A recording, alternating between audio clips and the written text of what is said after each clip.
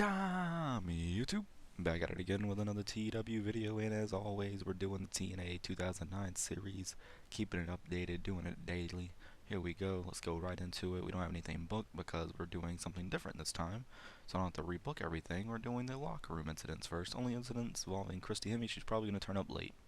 No, she brought free drinks for everyone. Awesome.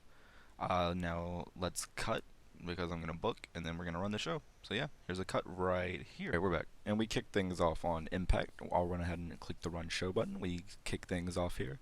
Christopher Daniels comes out, comes down to the ring, pissed off about last week getting attacked from behind after being on commentary. Calls out Samoa Joe.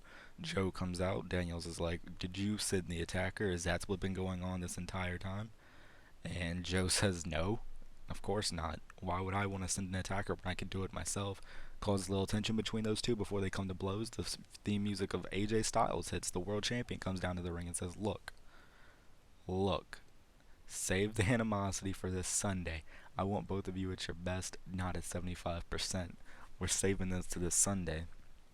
And then Joe looks at Styles and says, "Oh, really? That's funny because I had a match last week.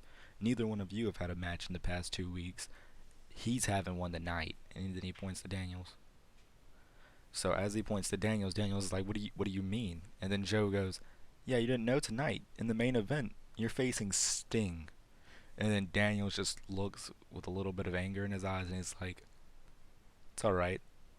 I'm world champion material. I should be the world champion. I can take anybody." And then Styles gets in his face and he says, "Oh yeah? You think you could take me? You've never been able to beat me. Let's be real here."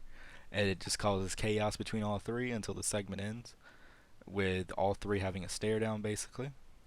So that ends the first segment. We go into X Division action. The X Division champion, the Amazing Red, in action. Turning Point is also this Sunday, by the way. I didn't want to edit it because it'll help us get on to new storylines. But definitely it's going to be a little weird booking a pay-per-view only the third episode in. But it's alright.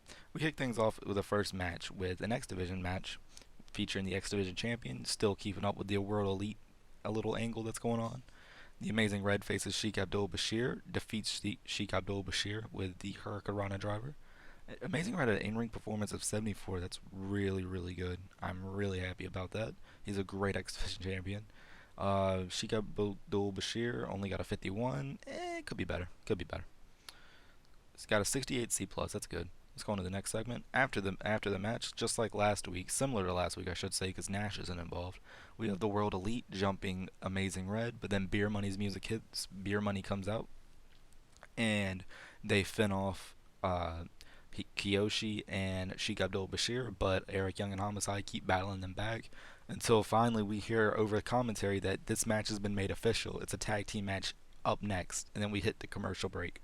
And then after the commercial break, we come back into a... Did I click it? No, I did not. We go into a tag team match. Excuse me if I sound a little sick. My throat's a little dry right now. We have a 73 B- match, which is excellent. Beer Money versus Eric Young and Homicide. It gives Beer Money something to do because, of course, we don't have our tag teams still. Majority of our tag teams still because New Japan. So I did end the agreement with New Japan and I tried to sign them all to writtens, and so that process is going through right now. Hopefully we all have them back before the turn of the next, between the next pay-per-views. James Storm had an in-ring performance of 91. Good God. Robert Roode had an in-ring performance of 86. And About That had superb wrestling and good heat. Eric Young and Homicide defeat Beer Money after the World Elite basically caused Beer Money to lose by interference, yada yada. And then after the match, the World Elite's trying to, the World Elite basically, or no, my fault. Basically what happens is Eric Young gets a quick roll up on James Storm. Storm and Rude go to chase after Young. Young dips out of the ring. The World Elite, boom, takes down Storm and Rude. So Eric Young dips backstage by himself, which when he runs into Kevin Nash backstage, Nash grabs him out of nowhere, throws him against the wall and says, "Look, you owe me money, but I'll take something else instead. This Sunday, me and you, that title."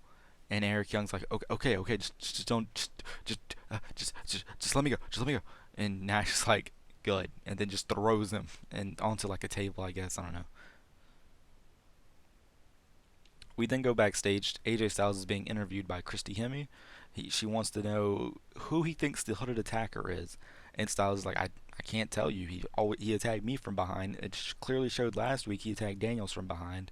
I don't know who it is. And then she goes on to ask about Samoa Joe and Christopher Daniels. He says that this Sunday it's going to be an excellent triple threat match, but of course he will walk out champion because he is and forever will be the phenomenal one. And then after this, we go to a women's match, just a little something to give the knockouts. Knockout champion ODB defeats Tracy Brooks and gets a 55 C minus. ODB had an in-ring performance at 61. That's pretty good. I don't mind that. As playing the match brought the fans back down a little bit. That's good. After the match, ODB grabs a microphone, just a 1 minute segment, and said that this Sunday the One Dirty Bitch Challenge Open Challenge is set. And that means that this Sunday she's defending her title in an open challenge. So that's going to be interesting. Desmond Wolfe gets interviewed by Christy Hemme after that. And Desmond Wolfe basically talks about how he's going to prove this Sunday that for the years he spent on the independent wrestling scene, that he's been the absolute best but has never gotten a chance to show it. This Sunday is his chance. This Sunday he will go to Kurt Angle and he will end him. He will not let him go on a stretcher because he will end him. Then we go on to Rhino versus Shark Boy, something just like last week, to give Rhino something. Because I want to use Rhino. I don't know at what capacity yet, but I definitely want to use him. And I'm giving him just squash matches, basically. He defeats Shark Boy in 443. Rhino had an in-ring performance of 68. That's good. 56 C minus. I mean, can't really fault it. It's just a squash match. We then go backstage. Abyss and Mick Foley are talking about Dr. Stevie and Raven. And basically, a match gets announced that this Sunday at Turning Point, it will be Abyss versus Raven in a hardcore match.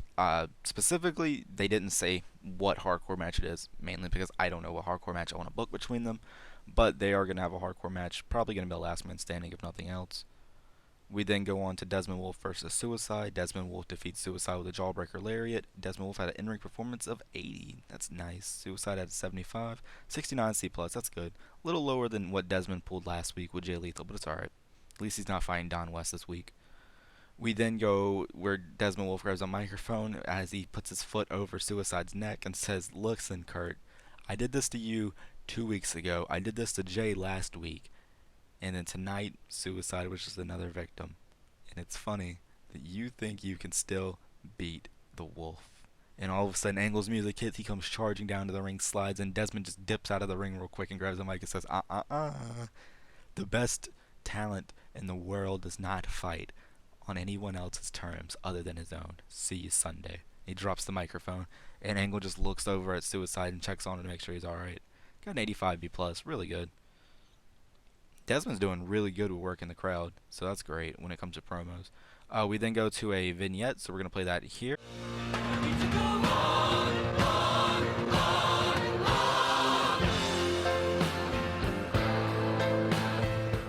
Alright, after the vignette, we go to one of those segments where basically you just see two guys walking down on opposite sides of the screen, walking down ready for the match. Daniels and Sting are walking down.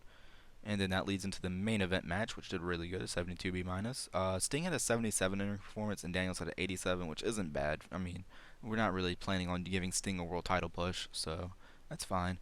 Daniels defeats Sting with the Angel's Wings clean. I wanted to do this because, A, Sting's the main eventer, and it'll help Daniels get up to the main event level, probably popularity-wise, before we go into the pay-per-view this Sunday. It will give Daniels legitimacy. And, yeah, that's pretty much it. So after Daniels wins, we go on to see the Hooded Attacker hit the ring from the crowd with a steel chair. Boom! Domes Daniels in the back with a steel chair. Hits a down Sting with a steel chair and just starts trading off. Boom, Daniels. Boom, Sting. Boom, Daniels. Boom, Sting. And then Get Ready to Fly hits, and AJ Styles comes running down to the ring with his title.